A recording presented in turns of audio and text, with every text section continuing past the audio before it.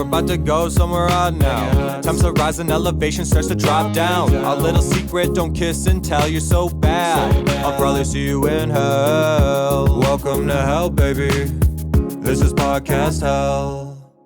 Hey guys, this is Eric. Before this episode starts, I want everyone to know that there are some edited parts of the podcast. YouTube recently flagged a joke a guest told as conspiracy theory and pulled the episode. To avoid that in the future, I'm going to edit more. I did start a Rumble page that will air unedited episodes, so go there if you want to hear Podcast Hell Unshackled. Enjoy the episode with Eric Owusu. We talk about him being poly for like 50 minutes. So I said this on the last podcast, Eric. And it'd be very nice if we have a great conversation here. My only goal is to not hold the microphone here and then breathe awkwardly into the mic. Which apparently, like every podcast, I'm editing and I'm literally going the first, because I'm exhausted from the fucking setup. Mm-hmm. Well, now you know. Now I'm trying to this. I believe is the right. I think this is the right distance. I like it. During doing stand-up, I'll usually rest the mic on my chin because that's a good distance. It's not too close. Oh, that's nice. Yeah. And it gets my arm a break.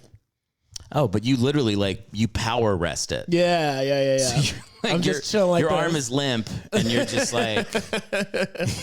It'll be asleep in 30 seconds. Okay, that's not bad. I feel like I've seen photos of me doing stand up where the mic is here, like it's touching. Up in your it's like if in they the can Hitler see. stash region. Yeah, it looks fucking horrifying. I'm like, what is my? Yeah. I have no mic etiquette. You just gotta find your perfect placement. You see, I don't hate resting on the chin. Yeah, that's actually not bad. Just don't be a rapper. They do this shit. This shit is how do you fucking? Well, you can also I realize that what they're doing is sometimes they're cupping and that changes the sound of a little bit. So they're not always. I don't know. I don't know why I realized that recently. Oh, it's because I was watching a old stand-up bit. This is the White Shannon Sharp podcast. Okay, you have comics on to talk shit about each other. I actually should try to incentivize my guests to talk shit. No, but I'm I don't want to. You don't want that energy. Well, I had somebody. How do I say this? Now that was. How do I say this? There's. I can't say it. Okay. Not even by bleeping their name to me. No. Here it is. I'm not a shit talker. Okay. I'm a shit talker in real life. Obviously, we do nothing but shit on my friends behind their back, and my family. Hi guys.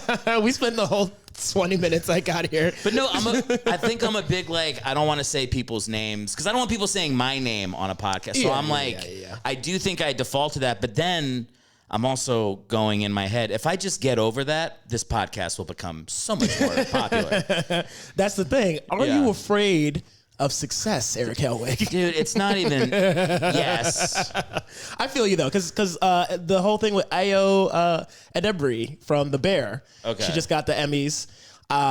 She apparently on a podcast back in the day when she was open micing and whatnot, talked shit about J-Lo and how J-Lo can't sing and it was a terrible thing. And then they were just on SNL. So before the taping of SNL, Ayo went to Jennifer Lopez's because people online were like, Ayo was talking shit. So she went in there and did damage control on her own and was like, hey, J-Lo, I'm sorry. I heard you singing in rehearsal. You were great. And I'm so sorry. She's like, I'm not trying to fuck my career up before it gets off the ground. So, but J-Lo can't sing.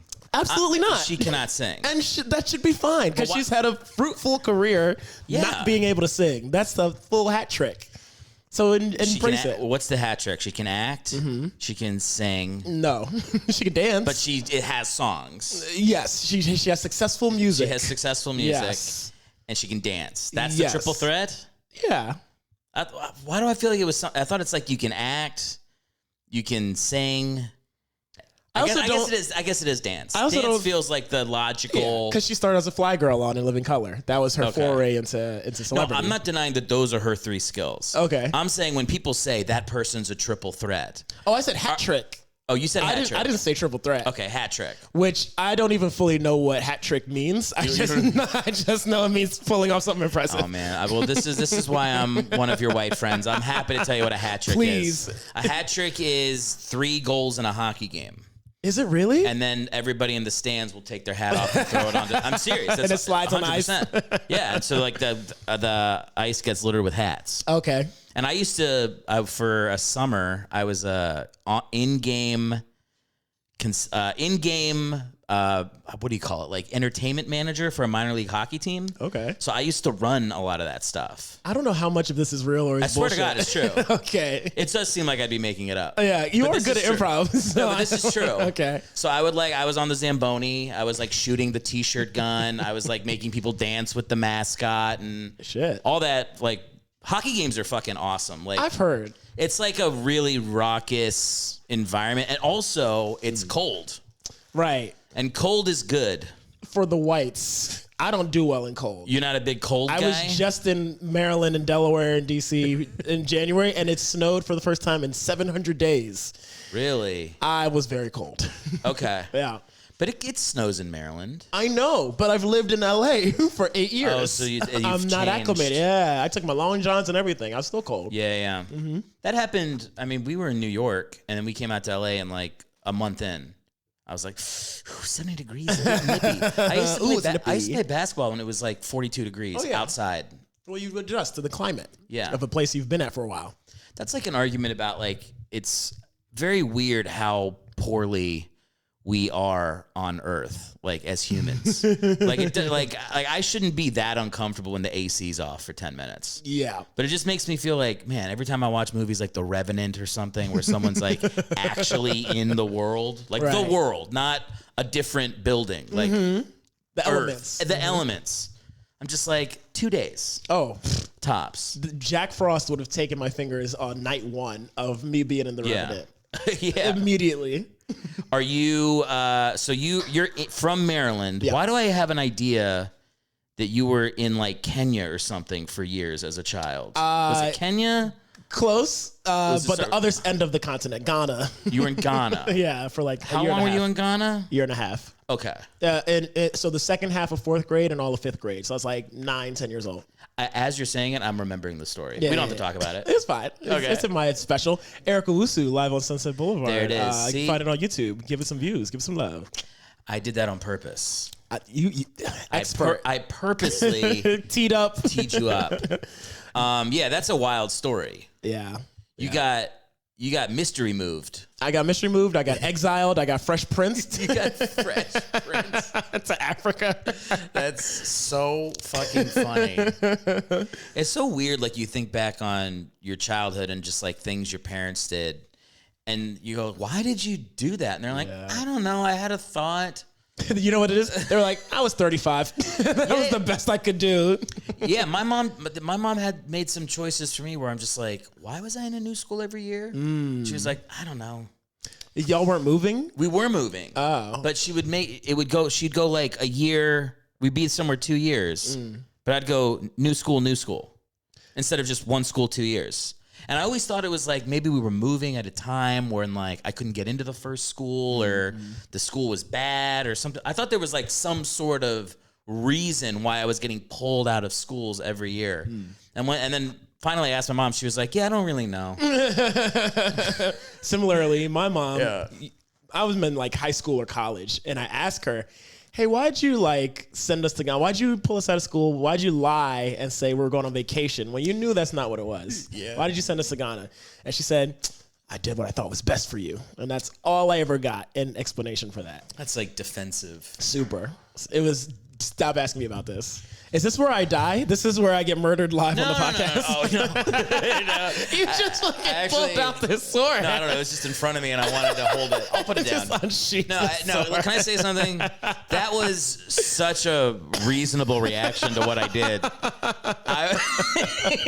There was no reason for me to do that. That was insane. And that was my first instinct, like, this is how I die. This is the most LA comedy way. Just slowly stab me in the sternum. I'm so sorry. Here, I'll put the sword over here so that... I'm fine. It's your house. However you decide to have be a fight. wielding a sword while you tell a story. So I imagine you've told the story of this sword on other podcasts, but could you, for my sake and for the sake of anyone who might start listening with this episode because they're a fan of me, could you explain this sword we've pulled out on the table? It's just a present from my dad.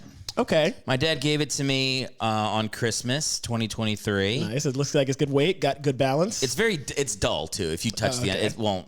Nothing can. It's not going to get you. But yeah, it was just a gift. My dad was a military guy. So this is his thing. Was that why y'all moved a bunch? Yes. He's in the military. Oh, okay. Yeah. All right. But it's really only my story because my siblings are younger, and by the time everybody was in like maybe 6th or 7th grade, they were pretty much settled in Maryland. Okay. And I was gone. Another Marylander, kinda. I feel like I kind of am. Yeah. At this point. Just because I've been when I go home to see my mom and my siblings, they all live in Maryland, and it's been that way since I was 17. Okay. So I'm now 21 years older than that. Yes. Fuck me. Now an old man. So yeah, I think I can claim Maryland as like a secondary, but I do feel like I'm more from Virginia. Okay. Because that's where they were when I was in high school. What part of Virginia? It's like Northern Virginia. Oh yeah, it's all the same area now. DMV. The DMV, yay. Where in Maryland are you? Hyattsville, so right outside Washington D.C. Okay. So PG County. PG. PG. Where all the black girls are, where the black people are. Yes. Pretty Girl County is what people call it. Pretty Girl County. PG County, yeah. And it's all where all the black women are.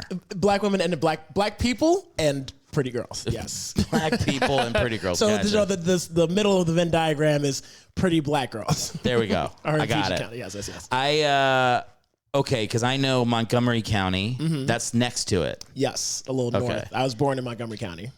Okay, where were you born? Silver Spring in Holy Cross Hospital. Yeah. Oh yeah. But then when I was 3, then my parents moved us to Hyattsville in PG County. Okay. We got a little house there. And that was a nice spot. Yeah, my dad still lives in the house. My mom like perma vacations in Ghana now. She's like semi-retired. So does she act? Is it a real vacation or is your dad sending her there? And then I think she sent herself there. Okay, she comes back every once in a while. Your parents still fucking? I don't know if they're still fucking, but they're together for sure. They talk every day. We don't got to talk about whether they're fucking or not. No, that's fine. I like to imagine it. I hope they are. Sometimes people don't need to be fucking the whole rest of their lives. I don't believe that. Oh yeah, I think some people's relationships they evolve and turn into perfect partners, roommates, co-conspirator against their kids, bill and financial stuff, and estate planning partners, and physicality just dissolves or was never there or was never fully compatible, but that doesn't make them not good life partners. Like life partners, roommates, all that stuff. That are married. Yeah. I'm not saying that couldn't be what happened. I'm saying I think everybody should fuck until they're for dead. sure. I would like people, fuck each other when they want, like, whatever, fuck themselves. Yeah, I would whatever. like to die fucking. You would like to die. Don't tell Liz, but that is hopefully that's who you die in. Well, yeah, in. You said fucking. But like maybe I'm like just finished. Okay. I go to the bathroom and die in the tub like a gentleman. Oh God! I wasn't planning on a full blast and then keel over right after the orgasm. I feel so bad. That would scar her. Yeah, unless she also died at the same time. We orgasm died. Yeah, that should have been the end of the Notebook. Because in the Notebook, they just go to sleep like pussies. They should have been 69ing and died on the fucking comes. Yes. That would have been great. Way better. Yeah. I think it's good when old people fuck. I feel very happy for them. Yeah. Like I get like, happy for them. I get happy for. I do. It sounds weird to say, but it's like, no, it's. I don't think that part of your life should go away just because you're old. Not at all. But I feel like it's weird to think about your parents fucking. I mean, to most people, yes. I'm weird. Like, I don't sit and ruminate about it and imagine it. But the mention of it doesn't make me go, ew, stop, no. Like, we grown. Like, I don't know. I watch people fuck online all the time. I myself fuck in front of mirrors. My bedroom has mirrors, floor-length mirrors on the closet door. I watch me and whoever fuck. And so, like, whatever, we grown. And I'm poly, so I think people should fuck who they want to fuck and not be restricted by monogamy necessarily or whatever. But everybody talk about it. Everybody on the same page.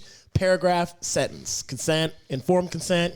consensual consent, all that. All right, there's no checklist here, so that you're fine. You can just say. I'm trying to check my I'm trying to be like, he didn't say that last thing. You cancel him. Get him out of there. You're not getting canceled on this podcast. I'll show you how many people listen. You're safe here.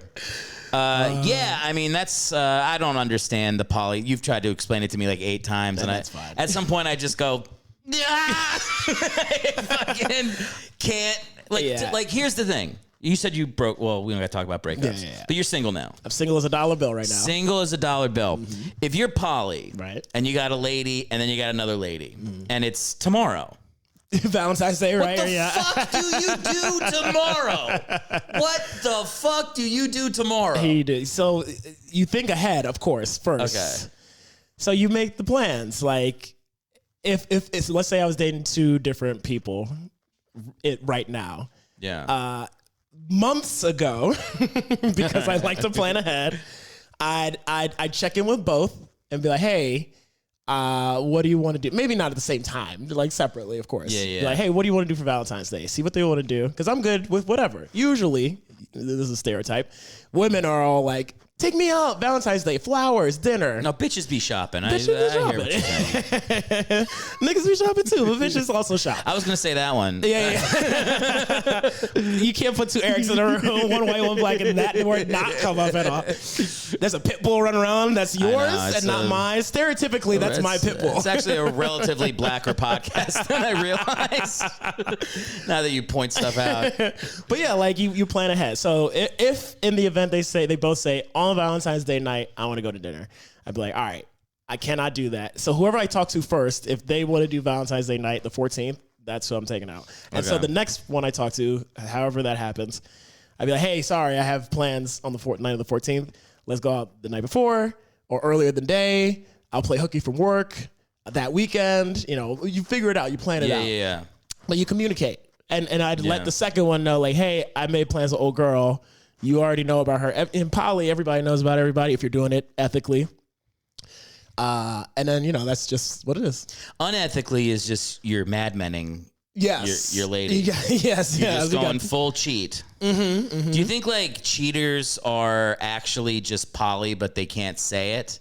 Or are they just like they can't come unless they know they're hurting somebody deep down? I think that's more what it is. It's a power thing. Yeah. Okay. Because then they get mad if one of the people they're dating isn't fully honest with them and isn't just dating them, because it's a power thing. Yeah, it's interesting. Yeah. I just can't. I can barely handle the communication with one person. Like, that is a challenge. Yeah. I don't even think I'm like that non-communicative, but it's like the idea of 2 ladies' emotions at the same time. The thought of it, I'm like, the sex part would be fun, but then I feel like a weekend I'd have, what if they're both mad at you at the same time? I would blow, this sword would become a weapon. I would harikari myself on my own podcast. I feel so horrible when Liz is mad at me. Yeah. Like, I can't handle it. Yeah. I'm like, what can I do? I'll fucking dance for, like, I'll buy you a car if you stop being mad. Not even like in the doghouse thing. Just like, I don't like upsetting people. For sure. I just feel like it would be like fucking impossible. It's not impossible. People do it. Well, you did just break up, so you could. It doesn't seem like it. I'm not trying to shit on it. You do you, but I don't know how people do it. I feel like I would lose my mind. There's a sect of people in the poly community who are just stronger than everybody else, including you, and so we can just handle people's bad emotions. Come on. Look, look, if it makes you happy, you got to do it. But I'm just like, thanks, Dad.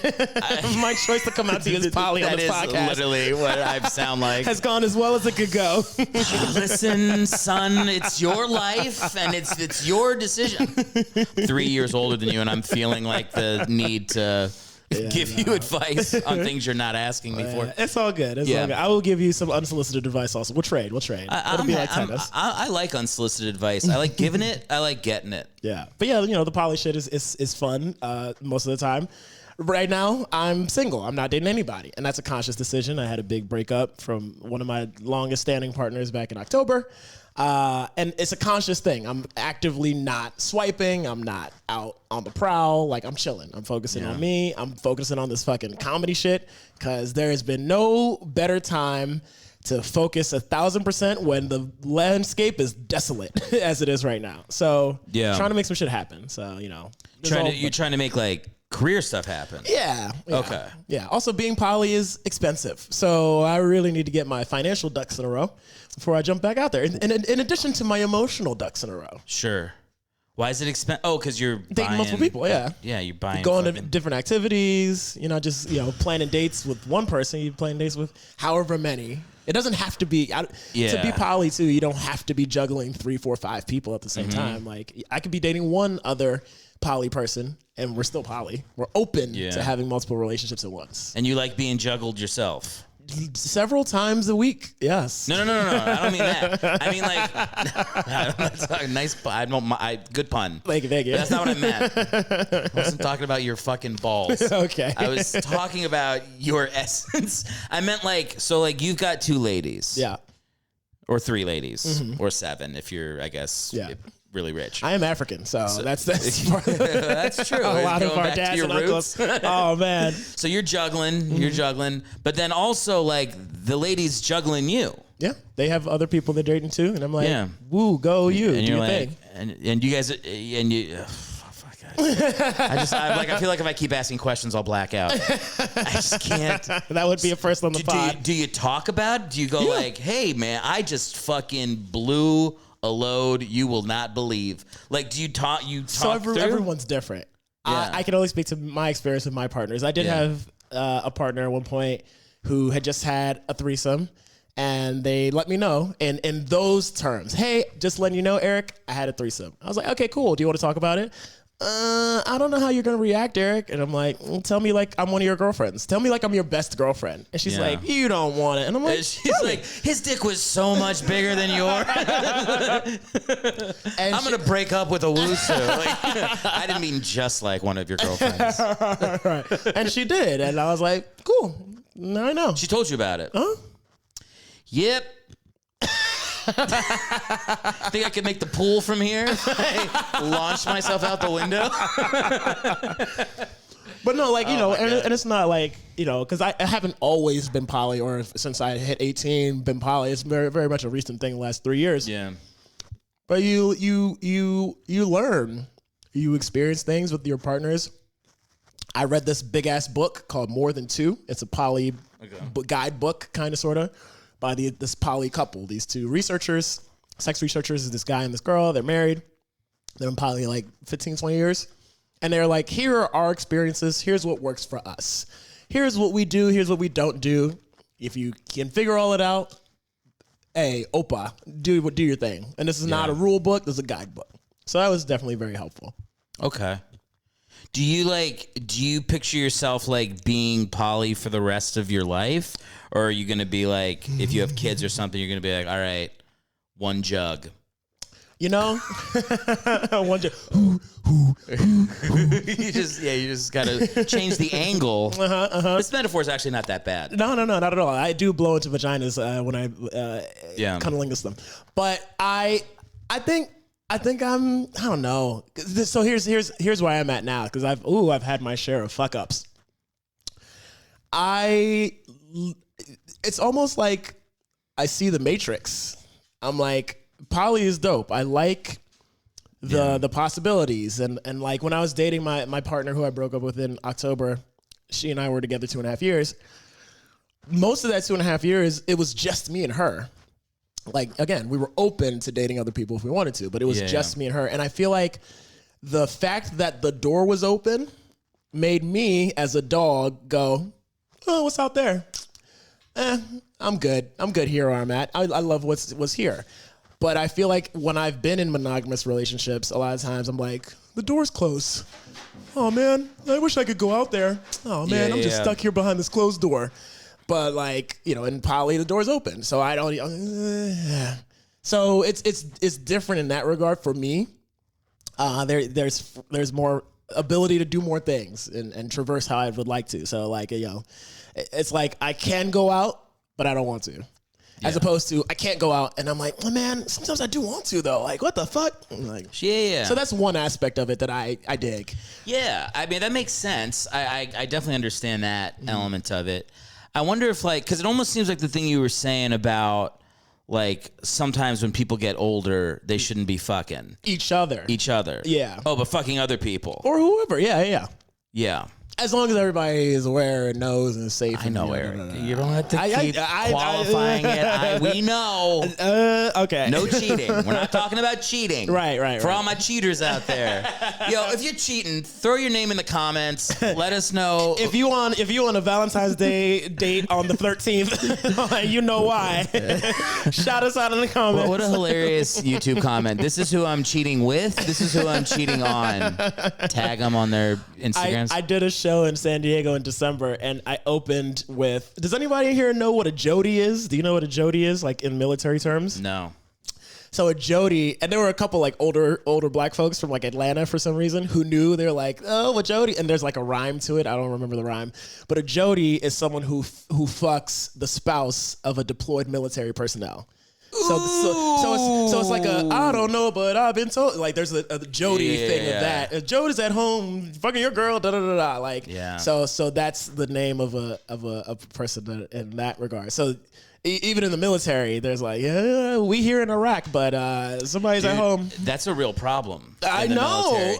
You know, the divorce rate in the Army is like really fucking high. Yeah, because a lot of times soldiers get married for the benefits and to have someone on the base at the house and which isn't even like if you think because my dad was in the Army and by the way they got divorced but like and I don't think this is why my dad got married, but if you think about it from perspective of like I'm going overseas, I could die.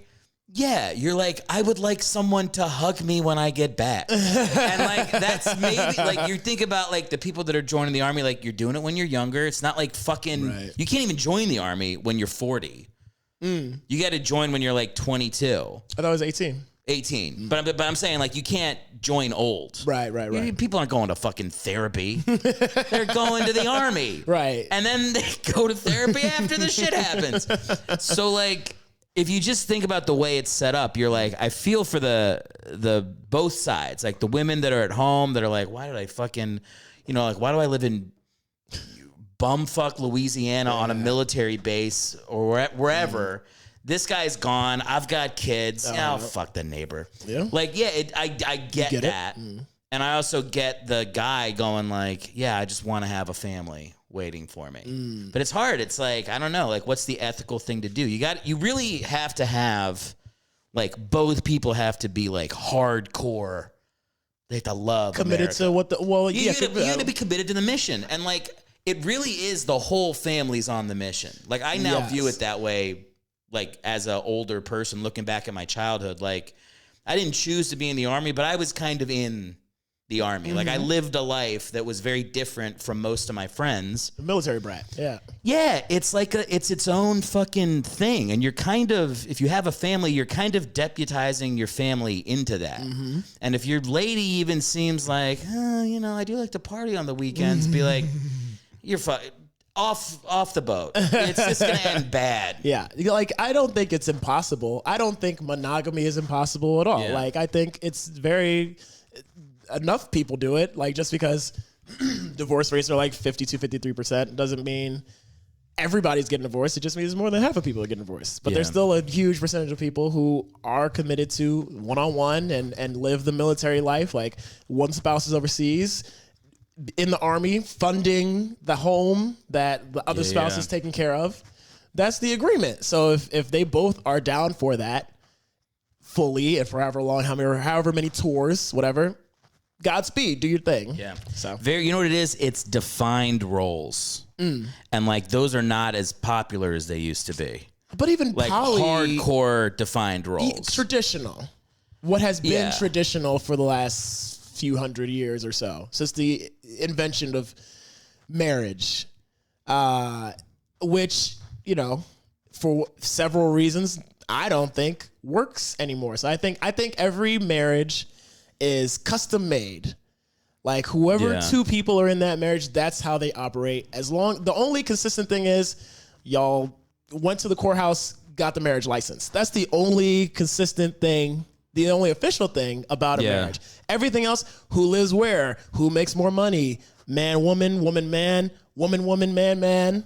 All that is, up for debate. Well, that said, we tried that part. We tried the part where she makes more than me and I make more than her. You want to guess which one worked out better? You want to take a guess? How about you guys at home? Hey, I would not mind being a kept man. That sounds glorious. I didn't mind either. I was all about it. And then there were a couple times where I just caught her looking at me and I was like, we're never going to fuck again unless I start fucking bringing home the money.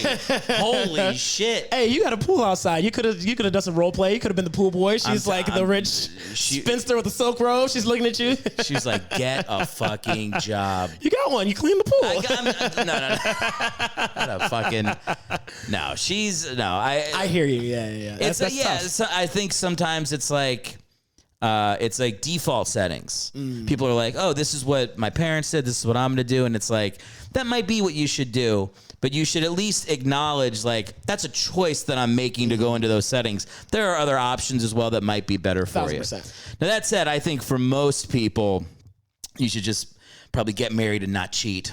Yeah. If you're going to get married, don't cheat. Or talk it out. Be like, hey, I'm going to want to fuck other people. Before the wedding. Long before the wedding. Before the wedding. Before the wedding. Before the first date. People putting that in their dating profile. Well, you probably put in your dating profile now. You probably say poly. Yeah. So people know what they're for sure signing up, and they're probably saying poly too. Yeah. If they have to say poly. If someone should ethically, If you see someone, if you go poly, and their profile's like, this girl's hot, but she says I'm a strict monogamous Catholic. I go to church 5 days a week. I should leave her be. But do you ever go like, you can change me? No. So I did have a monogamous relationship thing last summer. It was great until it wasn't. And it ended real sad because she didn't want to be in the poly shit. But she really liked me. I really liked her. We fell for each other. I knew it wasn't going to go too long. I knew it had an expiration date because we were so diametrically opposed. But she was hot, and we connected on a really deep level, and it just didn't work. So now, my thing is, especially now that I'm super single, if I meet a monogamous woman and we click and everything's cool, I'll let her know, hey, for the last 2.5, 3 years, I've been poly, but I really dig you, and I'm single right now, so like, if you want to date me, I want to date you, and we'll just be monogamous because that's how you're coming into it. Yeah. We'll try the monogamous thing out. And if I meet a poly person, we'll do that. So I'm kind of a switch hitter of sorts. That's nice. You can kind of... Right now, I can do that. But like when I met the monogamous girl over the summer, I was very much into my relationship with one of my poly partners. I think that was the only one I was dating at the time. And I told monogamous girl, like, first date, like, hey, I'm poly. So she was like, I don't like it, but... So was that her going down to blow you? Because that was a... I thought of a funny joke about somebody fucking a dude while her husband's in Iraq, but the moment already passed. Oh, do it. Yeah. I mean, it's too late. Now it's going to fucking suck. It's going to suck if I do it now.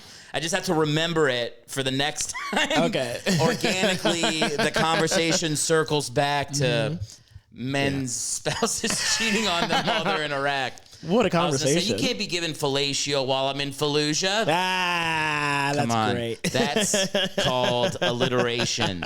That's why I'm not doing stand-up this year.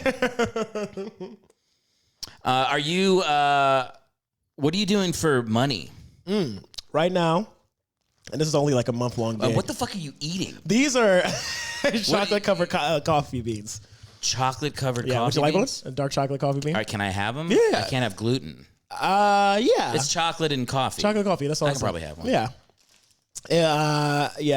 If you get sick tomorrow, don't tell Liz. Okay. Oh, I won't blame you. Yeah. Okay. God damn it! You don't like it? No. Oh, my bad.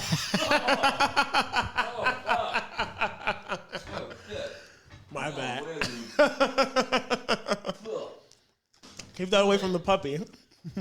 What was I thinking? I don't even like coffee. I was thinking it would be like coffee ice cream or something. That was. Oh, is that sorry? No, it's just a fucking. Oh, God damn it. Woo! Let me wash this down with my Hennessy. It's something actually tasty. If it was Hennessy, the podcast gets blacker and blacker. I can't. And another thing about these goddamn crackers. We just go back and forth. Ooh, that sucks. My bad. Your treat sucked. More for me. Yeah, all you, man. What am I doing for money? I right now, I've been working part-time for this YouTube channel called New Rock Stars. I've been a writer and researcher for them since last May. And that's been good, keeping me afloat. And then right now I'm working in the production office of a TV show on the Fox lot. Oh, that's cool. Yeah. Nice. So just PA? I'm the COVID liaison. So there had been a COVID department the last couple years because of the little bug that was going around since 2020. And they whittled the department down to like 1 or 2 people. So I'm now one of those 2 people. So if everybody gets sick, I send a couple emails and texts and make sure everybody's accounted for and logged. It used to be a cottage industry. Now it's just a single cottage, and you are the only person in. Yeah. Mm-hmm. Do they still, how strict are they about that shit still? Well, if you have symptoms and you test positive, you guys stay home. LA just changed the law. So you have to isolate and be away from work for 24 hours or until you don't have symptoms anymore. So they really don't give a fuck anymore. Capitalism is throwing us to the wolves to keep the machine going. Amen. Capitalism. Shout out to you. Eric and I disagree Daddy on capitalism. I'm a big fan. I think capitalism in and of itself isn't evil or doesn't have to be evil, but I think it fosters greed, and it's a field rife for growing greedy people. So, but what is we don't got to do this. Well, here's what is my the example. system of government that would ever exist? Well, capitalism is an economic system. Okay, what is this? What is the economic system that would not foster greed? What would make people not greedy? See, that's the thing. People are going to people no matter what system is in place. I think capitalism is best for our American lifestyle. But so what I'll give a couple examples of just because you are the king of a capitalist castle doesn't mean you got to be evil and greedy, even though capitalism makes it easy for people to be greedy, as you've seen with the record wealth inequality and blah, blah, blah, inflation being whatever. So I think last year or something like that, the CEO of Costco, either Costco or I think it was Costco. The board was like, hey, everybody's raising their prices and blaming inflation. Let's raise the prices on these hot dogs and Cinnabons we sell in the Costco, that people like as a little treat. They're $1.65. Let's make it $3. Fuck it. And the CEO was like, if you raise our prices, I will kill you. I'll kill everyone in here because fuck that. We have enough money. There's no reason to continue to gouge these people. I knew that Costco was good from... That was CEO. No. This is from a long time ago.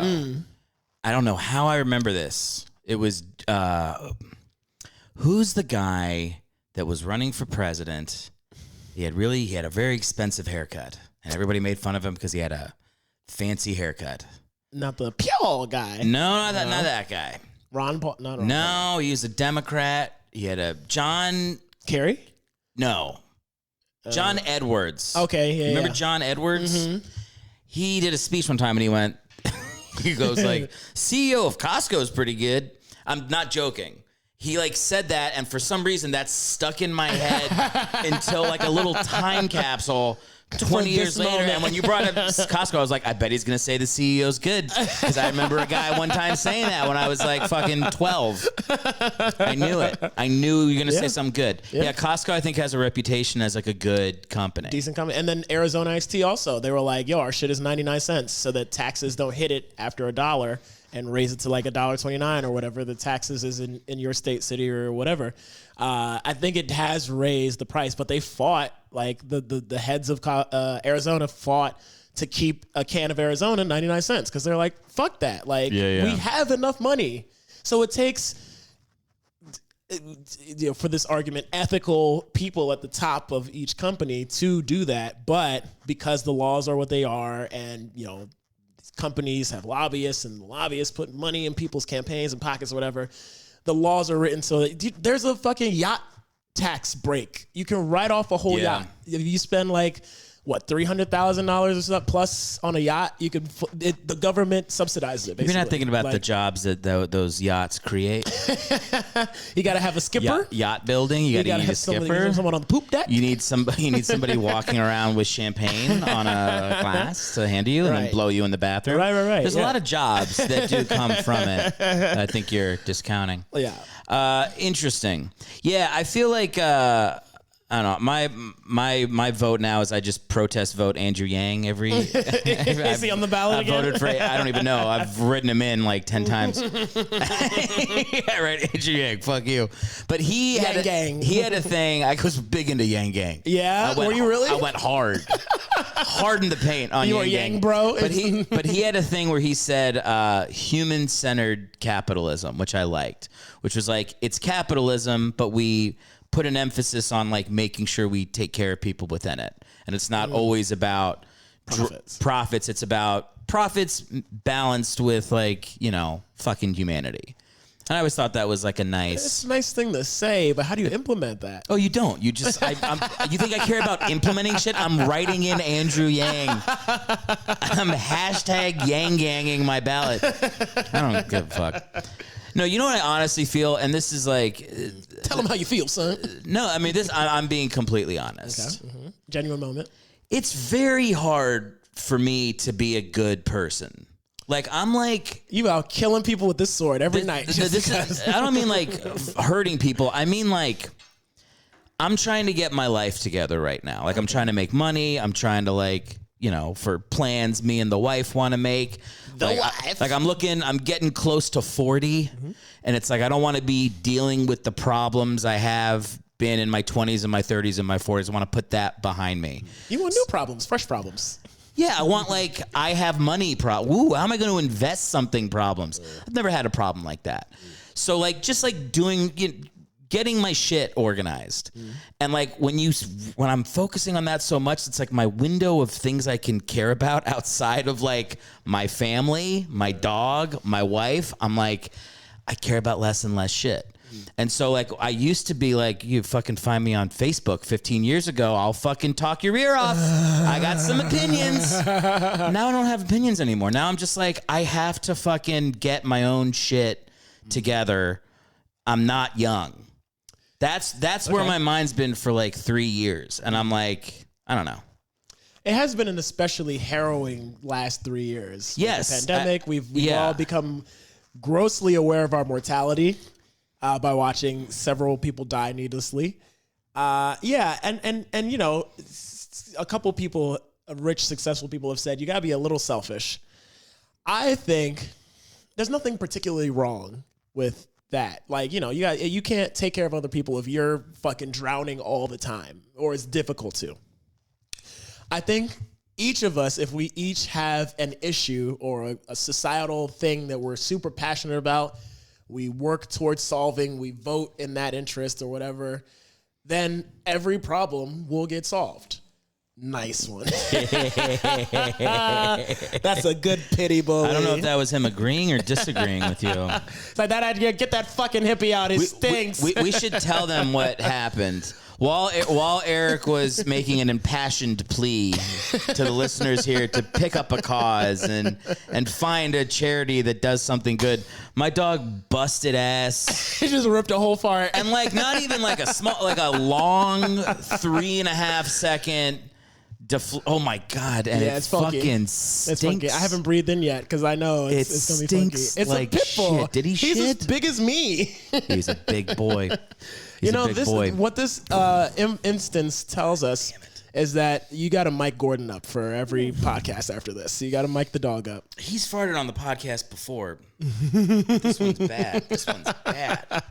Oh, it's bad. Maybe this is him disagreeing with my point. Do you really not smell this right now? Not really, no. Oh. I haven't taken a big, deep breath in. I'm going to open a window. Okay. It'll be me and Farts McGee over here. He's so chill. He's napping. He's out. He's like the roommate on the couch in Half Baked that's just there. He's a great dog. He's chill. I was talking to somebody on the phone today. I got a sales job, and the dog was he didn't bark, but he like made a noise, and they're like, "Oh, you got a dog over there? What's he look like?" And I was like, "You know what? I can Google my dog. He has like a photo from when we adopted him, so I can like it's his old name." Also, kudos to you for not being a stereotypical white savior and saying you rescued him. What did I say? You said adopted. What am I supposed to say? No, if you were the stereotypical, like, oh my God, I saved my dog, I rescued my dog. Yeah. There's a lot of comics that do a bit about that, but thank you for saying adopted. I appreciate that. What's the fucking difference? I can't even accept the compliment. Rescue is you're a firefighter and the building was on fire and you ran in there shirtless and pulled him out. Well, listen, the only reason I didn't say rescue, I don't know. Maybe I do say rescue sometimes. I don't know. It feels a little self-important. That's why I have a problem with it. To say rescue. Yeah, If I ever adopt a kid, I will be like, I rescued you. I saved him from the grips of the system. I fucking rescued you. I rescued you. I busted in through the ceiling window like Batman and repelled you out of there. No, we paid $200 and we got a dog. That's what we did. But I mean, the other side of the story is like he'd be fucking dead. Yeah. And I did pull him from the precipice. They had of death. They had a sword to his throat, and they're like, "You take him or he's gone." I'm working on it. Like, I can only sign, but so fast. No, what I was going to say. What I love about it is like the rescue center. Mm-hmm. Not using the word rescue for me. Right. It's a rescue. They would make these videos and like dog profiles for the dogs they're trying to get saved. And so he has one. So whenever somebody's like, "Oh, do you have any photos?" I go to online, type in Gnocchi, Angel City Pit Bulls, boom, an adorable mugshot of him when he's 4 years old pops up. It's like blood on his chin. It's so cute. He could have blood on his chin in the photo. He's got a big dog smile and he's happy. Aww. I kind of wish he did have. He did it again. Did you hear it? He just farted again. He's got to go. He's got to go outside. Fuck. Well, we only got 10 minutes left, so we'll probably fart 2 more times. Okay. The window's open. He's fine. He's cleared the podcast before. There's been times where I'm going over time and he farts. Everybody's like, "All right, let's get out of here." All right. He's the internal clock. Oh, my God. So let's pivot. This is wonderful. How do we pivot into anything other than the fucking smell in this room? Child rearing. See, this is an example of kids are hard, but it's a beautiful experience. Mm-hmm. It's like, my fucking kid farted and it stinks and ruined the moment, but it's cute. Still adorable. My sister said my sister had a kid. Congrats, mazel. Thank you. Yeah. Very cute. Inshallah, it'll be a strong masculine child. What do you mean? I'm just throwing a bunch of well wishes at you. Okay. I said, Inshallah, that's the Muslim one. Since I said mazel, I thought I'd balance it by saying, Inshallah, God willing. I'm glad you did this. Let's hop into Israel-Palestine real quick before we... How did you know? That's what I was trying to say. And then I threw some Italian in there. I'd let it be a masculine child. I got you. Okay, I see what you did. Yeah. You're covering your bases. Yeah. Just the whole Mediterranean. So, my sister had a kid, and my other sister goes over and like helps out with the kid, and she was saying like, "Eric, like I'm changing the diaper and the baby's so cute, and then you open the diaper and it's the fucking grossest thing you've ever, it's like, it's different colors, she's laughing, it's going all over the place, it's on me, it's on her, it's up her back." And my sister's saying like, she's like, I look like a crazy person. I'm laughing hysterically because it's like my sister's brain can't handle cleaning her niece, how cute the baby is, and how fucking disgusting the shit is. Cognitive dissonance. It's cognitive dissonance. Different things happening. She says it's like I'm breaking every time it happens. And I'm like, to me, I like that because when I have 13 nieces and nephews, all young, and like, I'm fascinated by like parenting and kids, and like my friends have kids, and I'll go like, "Oh, you got a fucking 4-year-old? What's that like?" And they're like, "It's fine." And they talk about anything other than their kids, and I'm like, I want to fucking talk about kids. Like that's because you don't have them. Maybe, But I also think I have like a sense of wonderment about it. Yeah. Like I think it's pretty fucking like sometimes I hang out with my dad and he'll say something and I'll be like, yeah, what about this? And he kind of, he like gruffs like I got him on something. And I go, I fucking lived in your nuts. And now I'm a 38-year-old man making you fucking look at the way you view the world. Can you picture how crazy this is? Think about the moment. You're annoyed that your son's talking to you. Yeah, and you should be amazed that your son is doing that. This is an amazing moment. Yeah. But I think people go, yeah, I fucked, I had kids, now they're older. It's what you do. Yeah, there's a lot of different It's attitudes. what you do. It's what you do. Versus like, I'm like, I feel like if we have kids, I'm gonna be looking at my kid like, did you feed him fucking garbanzo beans earlier today? What the hell's going on? He's getting old. Oh, okay. He's getting old. I'm checking to make sure he's not shitting himself. No, I don't hear a splat. Actually, yeah, do dogs shit themselves? I think dogs just shit sometimes in the house. Yeah, they assume the position. I don't think they can just in their sleep just. I'm sure they could. What I mean is like when a dog shits when it's not supposed to shit. Like a human, like if I shit in the bed, like diarrhea, I'd be like, oh, I shit myself. Right. If a dog poops in the bed, you just go, oh, the dog pooped. Like I'm saying, I'd still be mad if the dog just. But it's not because they've been trained to go outside. They've been trained. Yeah. But I'm saying it's different. It's like I don't think you can say a dog shits itself. A dog just shits when it's not supposed to. A human shits itself. To shit yourself implies that there's like you're wearing clothes. Right. There's a cleanup. A dog just did what a dog does. So Goofy in essence could shit himself. Because he wears pants. Yes, exactly. And he's like got human-like qualities. And he's expressing himself. Brian from Family Guy could just shit shits. No, I think Brian from Family Guy could shit himself. He don't wear pants. But he tells jokes and he's snarky and he's like a human. He fucks humans. Yeah. Yeah, I think does he fuck humans? Yeah, he's banged women on that show. He does bang women on the show. Have they ever shown it? As much as you can show cartoon dogs fucking women on net broadcast TV. My point stands. I don't think a dog can shit itself. Okay. Well. I think a dog just shits. And he either shits when he's supposed to or where he's not supposed to. Well, Eric, we're just going to have to agree to disagree on that one. When's that? Okay. I would feel I was saying something way more we're talking about kids. Kids. Yeah, let's segue off dog shitting and back to kids. Kid shitting, yeah. No, I definitely want kids, and I feel a little left behind, and like all my friends have kids and I don't. But I'm also like, I do think having them older is going to help me preserve a sense of like, oh, this is a cool thing. Like my life could go a direction still where I'd never have kids. Yeah. So if I have them, it's not going to feel like, oh, it was the thing to do. It's going to be like, I made a choice to fucking, however we do it.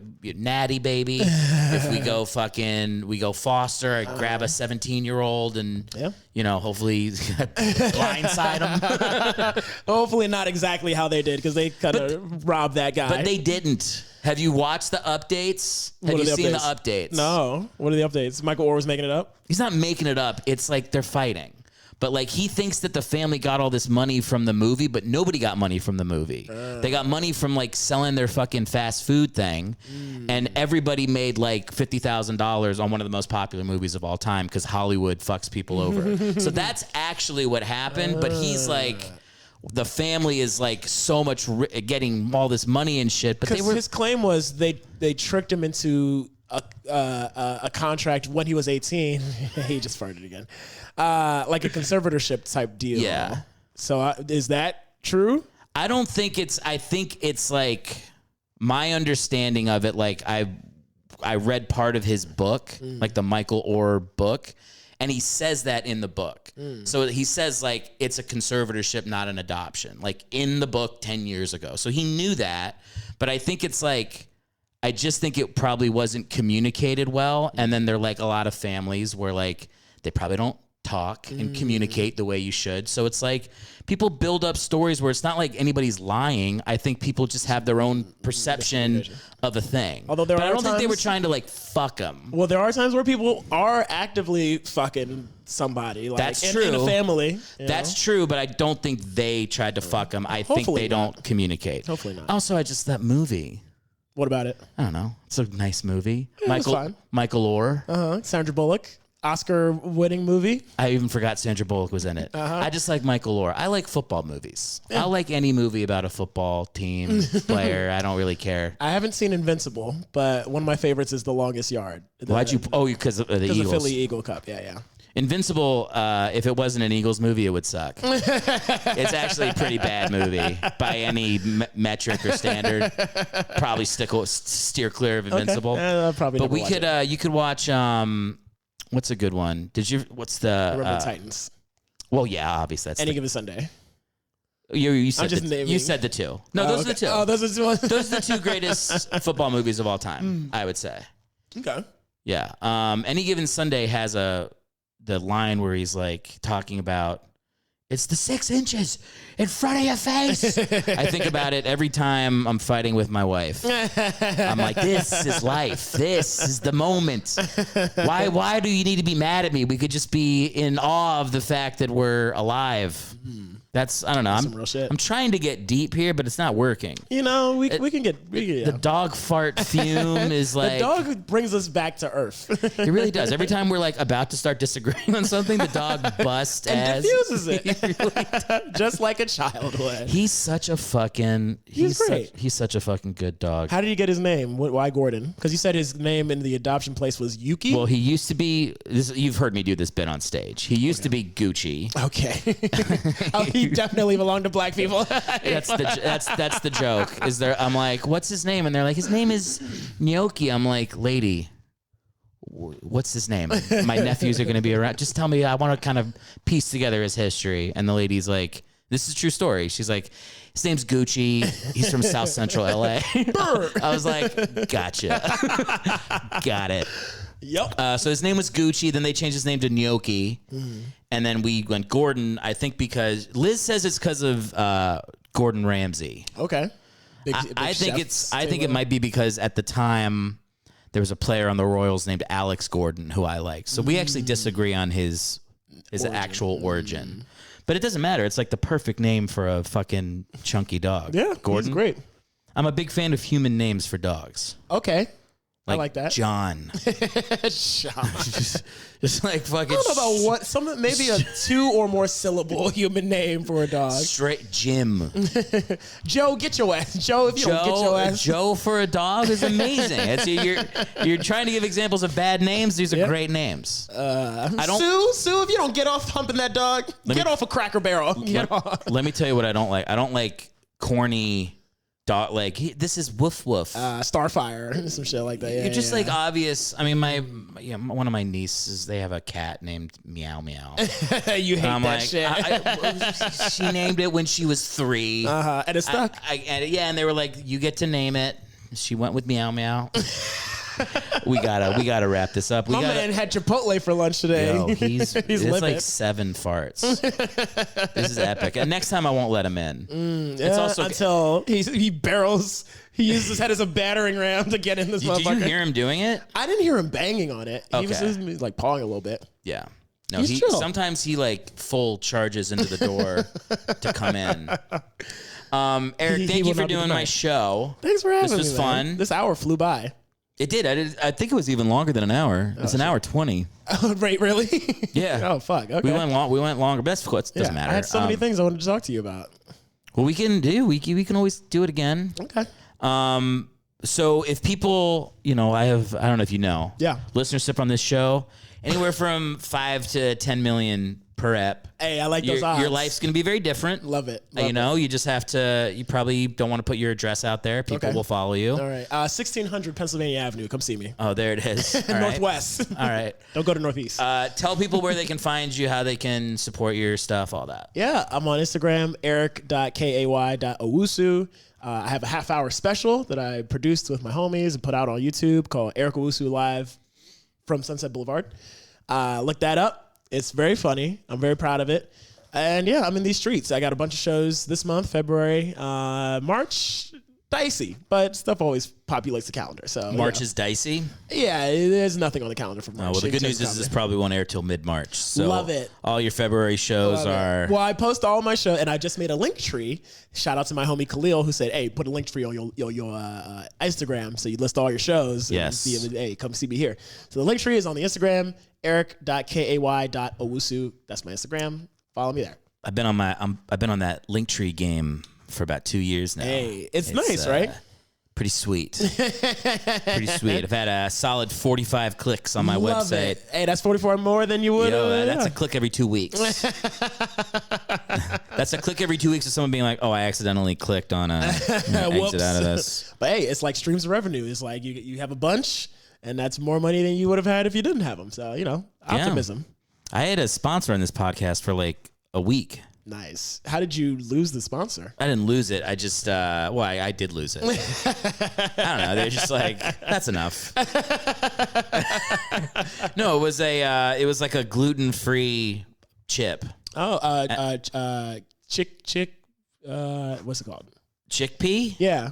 Something like that. Yeah. I don't know. I completely lied to my audience and was like, these things are great. I had no fucking idea what they were. It could have been fucking lead poisoning. I don't know. But I sold it for about 4 weeks.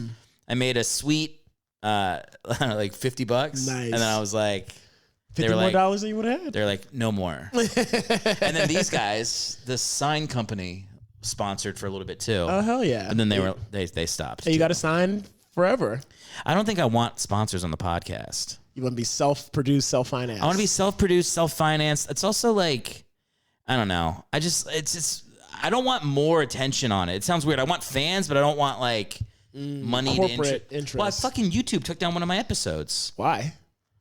Did you start singing a song that wasn't public domain yet? I technically trafficked in conspiracy theory, but not really. It's a fucking joke.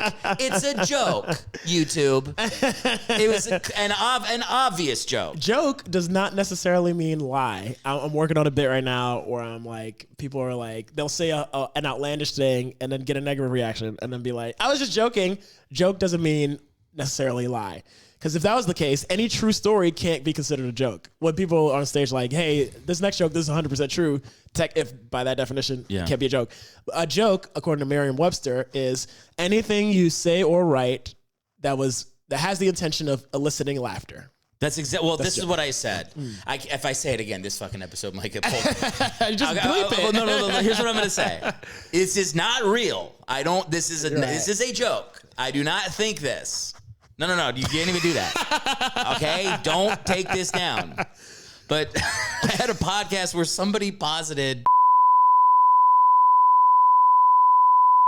obviously not real. Right. Like, she died before 9/11. Exactly. That was the conversation. Yeah. And like somebody made like a joke, like, oh, maybe she, and it was like, and we all laughed because it's insane. And YouTube said, YouTube pulled it. And then I fucking was like, hey guys, this is an AI thing. And they were like, no, we stand by.